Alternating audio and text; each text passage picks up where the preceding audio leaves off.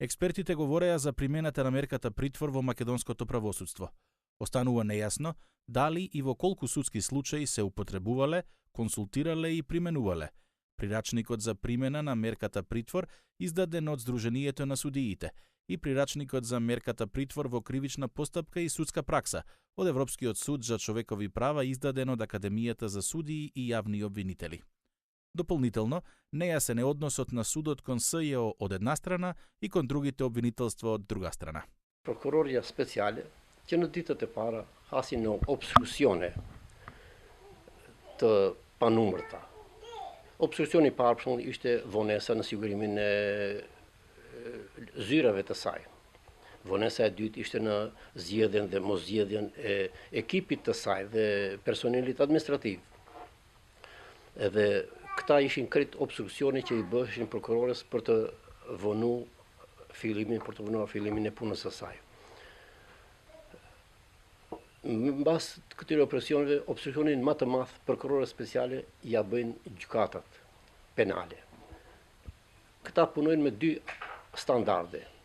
Kur prokuria e rregullt kërkon një masë për sigurimin e të pandehurit gjatë procedurës dhe zhvillimin e procedurës penale pa pengesë, gjykatat pa hamendje ja pranojnë kërkesën dhe të pandehurit i fusin në paraburgim. E kundërta ndodh kur një masë të tillë paraburgimi kërkon prokuroria speciale, gjyqet sikur janë të harmonizuar në të gjithë instancat, edhe në rrjetin e gjyqjeve qoftë të në Shkupe në manastirëse, që t'i refuzojnë kërkesat e saj për paraburgime. Ono za što se zalagam u današnje vreme da ne postoji selektivna pravda.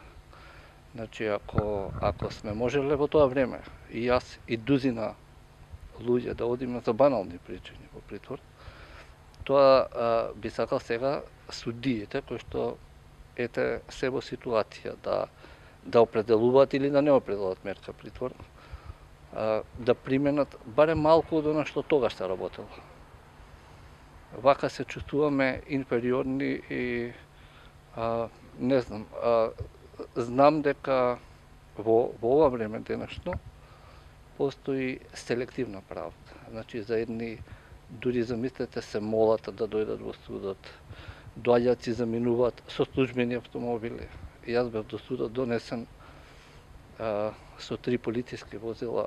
Воопшто нема амбиент за истражувачките новинари да работат и тоа е разбирливо, бидејќи во Македонија нема амбиент во кој се демонстрира волја за спроведување на правда. Кога нема волја да се спроведе правда никаде, особено во правосудните институции на земјата, тогаш зошто ово општество би форсирало амбиент во кој истражувачките новинари би работеле слободно и без притисоци.